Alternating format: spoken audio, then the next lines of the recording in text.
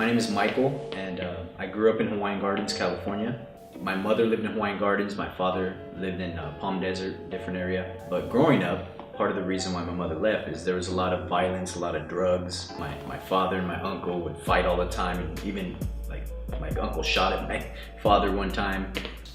Fast forward to about when I was 11 years old, and my uncle and my father got in a really bad fight. My uncle got up and grabbed a steak knife and started to stab my dad. Well, he finally ended up trying to get away and left.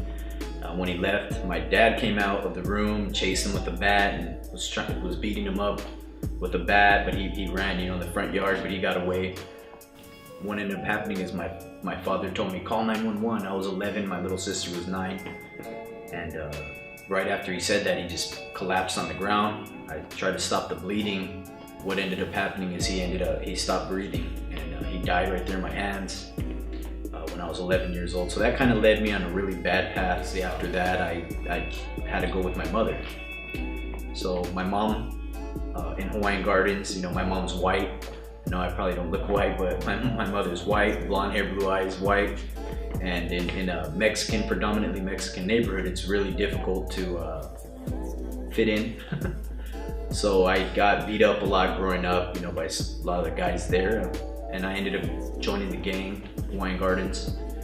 And that was when my life, drugs and alcohol and violence and, trouble began.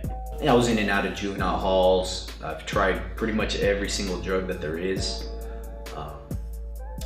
My mom couldn't deal with me anymore. She had her own problems with drugs, and my probation officer had me go to a placement called Phoenix Academy in Lakeview Terrace.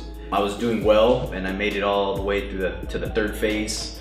And I felt like I had overcome a lot of, I discovered that I was somewhat smart. I never really thought about any of that when I was young, but I still had a drug problem, and I didn't seriously work on that. My friend and I ended up AWOLing. It's called AWOLing when you escape basically from the placement. So the police were looking for me. Since I AWOLed, I was on the run, so I left California. My mother at the time was living in Texas, so I went to go stay with her. I lived there, and I ended up meeting a girl, and she was a little older than I was, and we ended up having a baby together. We weren't married.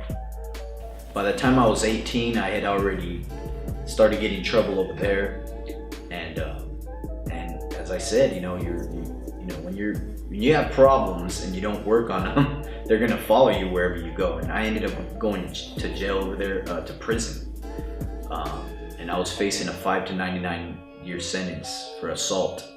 Out of that 5 to 99 years, they ended up giving me 6 years. So that in itself was just a blessing from God. I could have got a lot more time. They ended up giving me a maximum, the minimum, 1 year more than the minimum, which was 6 years.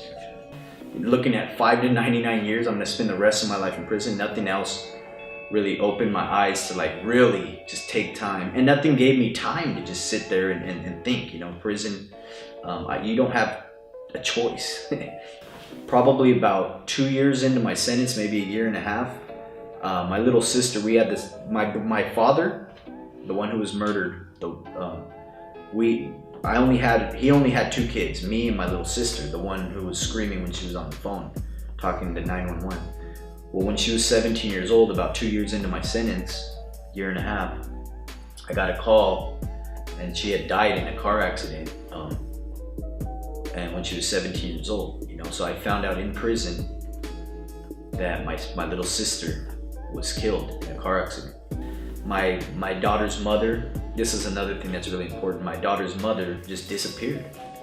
And she was supposed to join the Navy, things were going good, I thought, so I was real bitter about that, man, she just left, and left my daughter and everything. That's why my mother raised her while I was locked up. Even to this day, my mom was like her mom. I began to really seek God, and I went through a time of where I wouldn't eat, I wouldn't sleep, I would make myself stay up because I was like, God, if you're real, I was just sick of everything in my life. I was like, if you're real, I need you to speak to me. If not, just let me die right now. So when I got out of prison, and I got back to California and everything, and I left my grandparents. You know, it was really hard to get a job. It's very difficult with the felony, you know, to get a job, to do anything. There's been nothing but trials and tribulation. You know, it's been very difficult, you know, nothing but challenges, you know.